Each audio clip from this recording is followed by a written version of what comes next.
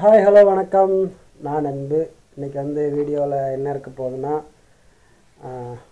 ஒரு வீடியோ எடுக்கிறதுக்கு இல்லை ஒரு எடிட்டிங் பண்ணுறதுக்கு, ஒரு டாக்குமெண்ட்ரி எடுக்கிறதுக்கு, அப்படி இல்லைன்னா ஒரு ஷார்ட் ஃபிலிம் எடுக்கிறதுக்கு முக்கியமாக இந்த புக்ஸ் எல்லாம் படிச்சிருந்தீங்கன்னா கொஞ்சம் ஹெல்ப்ஃபுல்லாக இருக்கும். ஸோ எந்த மாதிரி புக்ஸ் அப்படிங்கிறத நான் எனக்கு காட்டுறேன். Let's see. பார்த்தீங்கன்னா டேபிள் எப்படி இருக்குன்னு.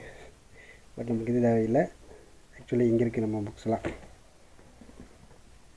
நான் என்னோடய சேனலில் கொஞ்சம் எடிட் பண்ணி பழகிறதுக்கு, இல்லை விஷுவலாக எப்படி எடுக்கிறேன் அப்படிங்கிறதுக்காக கொஞ்சம் யூஸ்ஃபுல்லாக இருந்துச்சு. ஸோ உங்களுக்கும் யூஸ் ஆகலாம். இந்த ஒவ்வொரு புக்கை பற்றி இப்படி நான் சொல்கிறேன்.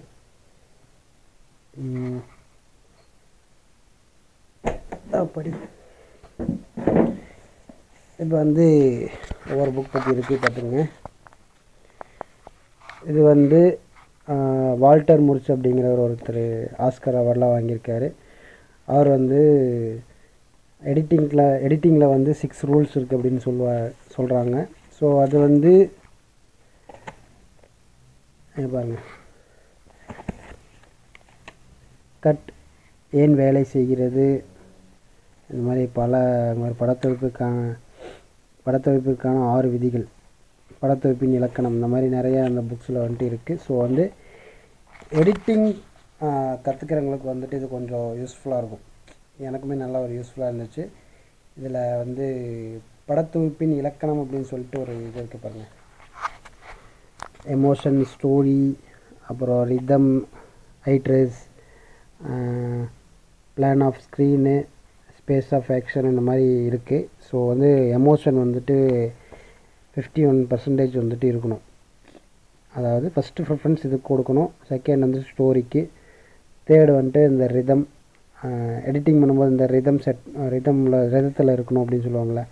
ஸோ அது ஐட்ரேஸு, அது ஒரு 7%. இந்த மாதிரி ஒவ்வொரு இதுக்கும் ஒவ்வொரு பர்சன்டேஜில் நம்ம அந்த அளவுக்கு அது ப்ரிஃபரன்ஸ் நம்ம கொடுக்கணும் அப்படிங்கிற மாதிரி ஒன்று இருக்குது. ஸோ இது இந்த புக்கு வால்டர் முர்ச் அப்படின்னு சொல்லிட்டு, பிளிங்க் ஆஃப் ஐ அப்படின்னு சொன்ன ஒரு புக்கோட இது மொழிபெயர்ப்பு தான் இது. அடுத்து ஷார்ட் பை ஷார்ட்டு. இது பார்த்திங்கன்னா டேவிட் மெமெண்ட் அப்படின்னு சொன்ன அவர் ஒரு செம்மையான ஆள். பெஸ்ட்டு ஸ்க்ரீன் ப்ளே அவ்வளோ செம்மையாக எழுதுவார். ஸோ ஜஸ்ட் அ போஸ்ட் மூலயமா எப்படி ஒரு படத்தை எடுக்க முடியும் அப்படிங்கிறது இவர் ஒரு சூப்பராக ஸ்க்ரீன் ப்ளே பண்ணுவார். ஸோ அது நமக்கு யூஸ் ஆகும். இது பாருங்க, கேமரா எங்கே வைக்க வேண்டும் பார்த்தீங்களா. இது இந்த மாதிரி நிறைய டாபிக் கொடுத்துருக்காங்க. ஸோ இது ரொம்ப யூஸ்ஃபுல்லாக இருக்கும்.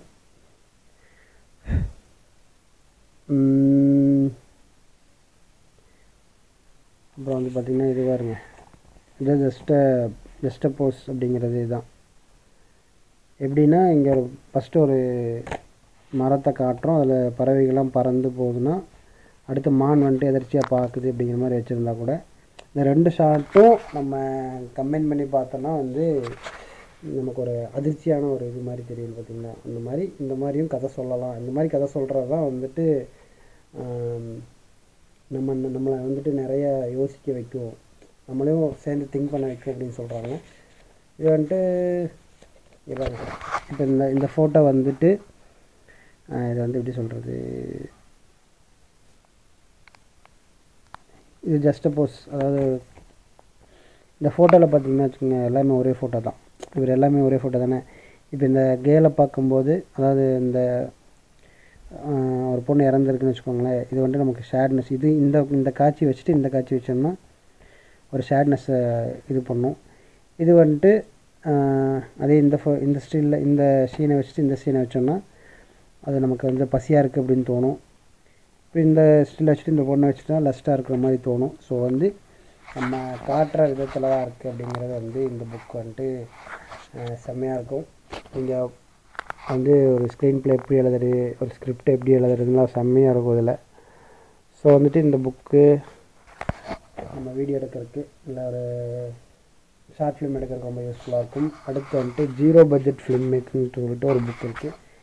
இந்த புக் வந்துட்டு நம்ம ஜீரோ பட்ஜெட்டில் எப்படி நான் ஒரு ஷார்ட் ஃபிலிம் எடுக்கிறது, இல்லை ஒரு ஃபிலிம் எடுக்கிறாங்க அப்படின்னு சொல்லிட்டு செம்மையாக கொடுத்துருப்பாங்க. நம்ம வந்துட்டு ப்ரீ ப்ரொடக்ஷன், போஸ்ட் ப்ரொடக்ஷனில் வந்துட்டு நம்ம எப்படி கான்சன்ட்ரேஷனாக இருக்கிறது அப்படின்னு சொல்லுவாங்க. ப்ரீ ப்ரொடக்ஷனில் வந்துட்டு ஒரு 80% நம்ம ஒர்க் வந்துட்டு அதில் இருக்கணும். அப்புறம் 20% தான் வந்துட்டு படப்பிடிப்பு, நம்ம ஷூட்டிங் எடுக்கிறது 20% தான். ஸோ இதை வந்துட்டு நம்ம எப்படிலாம் எடுக்கிறாங்க அப்படிங்கிற ஒரு நிறைய கான்செப்ட் இருக்குது. ஸோ இந்த புக்கை படித்தாலே வந்து பாதி நம்ம ரெடியாயிரும், இப்படி தான் ஷார்ட் ஃபிலிம் எடுக்கிறாங்க போல் அப்படின்ட்டு. இந்த புக்கில் எனக்கு நிறைய தெரியாத விஷயங்கள்லாம் நிறையா இருக்குது. ஸோ இது நமக்கு செட் ஆகும். அப்புறம் வந்து திரைக்கதை என்னும் பூனை, இது வந்துட்டு சேவ் த கேட் அப்படிங்கிற ஒரு புக்கோட மொழிபெயர்ப்பு தமிழில். எனக்கு பிடிச்ச புக்கில் நான் அப்பப்போ அண்டர்லைன் பண்ணியிருப்பேன். இது வந்துட்டு 3 ஆக்ட் ஸ்ட்ரக்சர் எப்படி ஒரு படத்தில் வந்துட்டு இருக்குது, அப்புறம் வந்து அதுக்கு என்னென்னலாம் ஃபஸ்ட்டு பண்ணணும் அப்படிங்கிற மாதிரி ஒரு விஷயங்கள்லாம் இருக்குது. அப்புறம் வந்துட்டு இதில் வந்துட்டு பீட் பாயிண்ட்டு அந்த மாதிரியான விஷயங்கள்லாம் இருக்குது. ஸோ இந்த புக்கு வந்துட்டு ரொம்ப ரொம்ப யூஸ்ஃபுல்லாக இருக்கும். ஒரு கதை எப்படி எழுதுகிறாங்க இந்த புக்கு இருந்தாலே நம்ம கதை எழுதலாம் போல், அந்தளவுக்கு இருக்குது இதில் இந்த புக்கில். ஸோ இந்த புக்கு வந்துட்டு பிகினர்ஸ்க்கு வந்துட்டு ரொம்ப யூஸ்ஃபுல்லாக இருக்கும். அடுத்து பார்த்திங்கன்னா வேறு என்ன, சார்ஜ் வர முடியும் போல். அடுத்து பார்த்திங்கன்னா வாங்க சினிமா பற்றி பேசலாம் அப்படிங்கிற ஒரு